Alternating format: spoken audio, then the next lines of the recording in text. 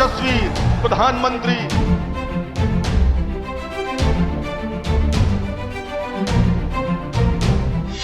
नमस्कार, मैं हूं आपके साथ कविता राणा।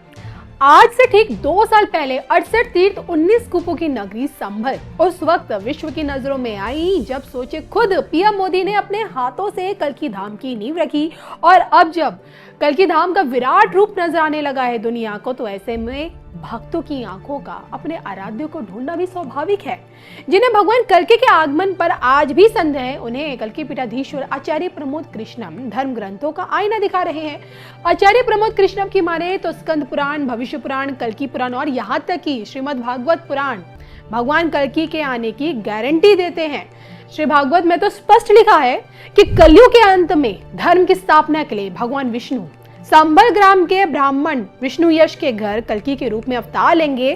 देवदत्त नामक श्वेत अश्व पर सवार होकर दुष्टों का संहार करेंगे और धर्म की पुनः स्थापना करेंगे, जो कली नाशक के रूप में प्रकट होंगे। तो कल्की पीठाधीश्वर की माने तो प्रभु कल्की की आभा अभी से प्रज्वलित हो चुकी है, तभी तो समस्त संसार को उनके आने का इंतजार है। क्योंकि जब प्रभु राम आए तो उनके आने से पहले उनके भगवान होने का किसी को पता नहीं था। ठीक ऐसे ही श्री कृष्ण के आने से पहले किसी को नहीं पता था कि वो ईश्वर है। लेकिन यहाँ तो सोचिए, कल्की के जन्म से पहले ही उनके भगवान होने का पता समस्त विश्व को मालूम है। और शायद यही कारण है कि प्रभु के जन्म पर 7 चिरंजीवियों की मौजूदगी दिखेगी। युगों युगों में ऐसा नहीं हुआ कि प्रभु के अवतार से पहले उनके धाम की नींव रखी जा गई हो। यहाँ सोचिए, भगवान कल्की के आने से पहले ही उनके दूत के हाथों उनके धाम की नींव रखी जा चुकी है। और ऐसे में सवाल यही उठता है कि जिन लोगों को देश के प्रधानमंत्री में ईश्वरीय शक्ति दिखती है, क्या इसी ईश्वरीय शक्ति में कल्की का दूत भी विद्यमान है?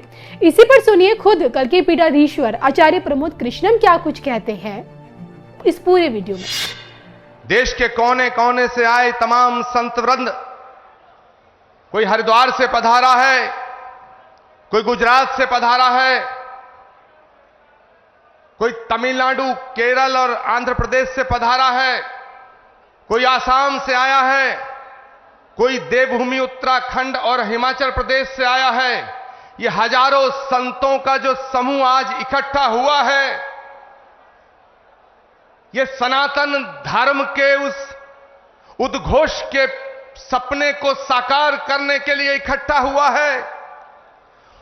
वो सपना जो 18 वर्ष पूर्व एक संकल्प के रूप में हमने देखा था, वो सपना जो ऋषि मुनि महात्माओं ने, त्यागी तपस्वियों ने आदिकाल से लेकर आज तक देखा कि पुराणों का उद्घोष है कि जब जब धरती पे अधर्म बढ़ता है,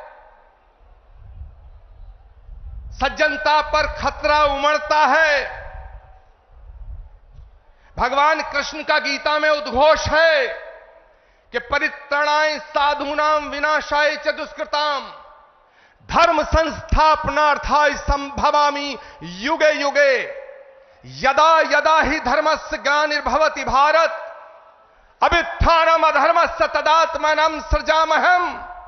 भगवान कृष्ण का जो गीता में उद्घोष है, श्रीमद् भागवत के 12वें स्कंद में उल्लेखित है कि जब धरती पर, धरा पर पाप बढ़ जाएगा, अधर्म बढ़ जाएगा, तो उस अधर्म का नाश करने के लिए, धर्म की पुनर्स्थापना करने के लिए भगवान हर युग में आया है और हर युग में आएगा। इसीलिए संस्कृत का श्लोक श्रीमद् भागवत में संभल ग्राम मुखस्य ब्राह्मणस्य महात्मना भवने विष्णु यशस्य कल्की प्रादुर्भविष्यति।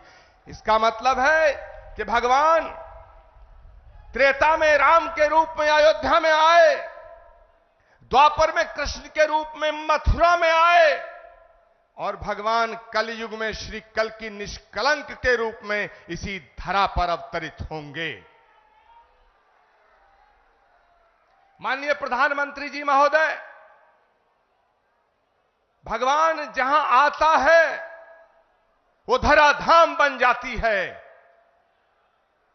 अयोध्या में जितना काम भगवान का आपके हाथ से हुआ, ये ऐसा संयोग है जो सनातन धर्म और इस राष्ट्र की इस ध्वजा को पूरे विश्व में फहराने का काम भारत की संस्कृति जो वसुधैव कुटुंबकम और विश्व बंधुत्व का संदेश देती है, उसको पूरी दुनिया में पहुंचाने का काम अगर आज कोई कर रहा है, वो भारत के यशस्वी प्रधानमंत्री नरेंद्र मोदी कर रहे हैं।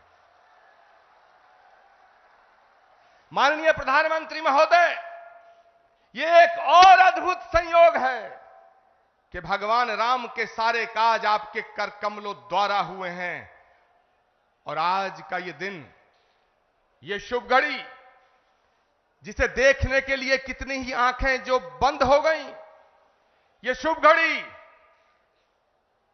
जिसका सपना हमारी कितनी माताओं बहनों ने देखा, और माननीय प्रधानमंत्री जी, ये आज सपना साकार हो रहा है क्योंकि श्री कल्की धाम की पावन धरती पे आपके चरण पड़े हैं। हम आपका स्वागत करते हैं, हम आपका वंदन करते हैं, हम आपका अभिनंदन करते हैं।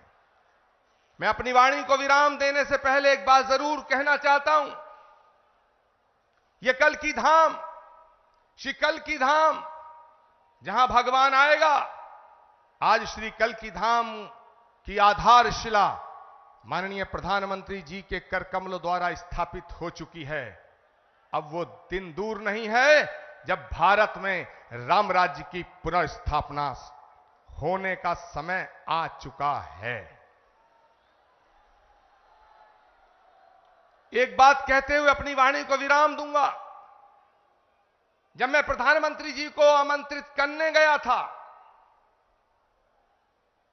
तो मुझे नहीं लग रहा था कि प्रधानमंत्री जी मेरे निमंत्रण को स्वीकार कर लेंगे,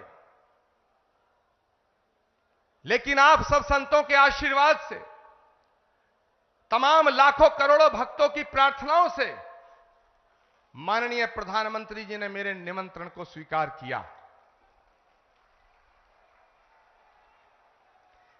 माननीय प्रधानमंत्री जी महोदय, जब आपकी तरफ से एक ट्वीट आया तो सारे देश के लोग, सारी देश की मीडिया मुझसे लगातार 15 दिन ये पूछती रही कि क्या प्रधानमंत्री जी आएंगे। मेरे पास कोई उत्तर न था, लेकिन एक उत्तर था। उन्होंने पूछा क्या उन्होंने कुछ लिख के दिया है। मेरे पास आपका लिखा हुआ कोई पत्र नहीं था। मैंने उस उत्तर में सिर्फ इतना कहा, जैसे शबरी को विश्वास था कि राम आएंगे,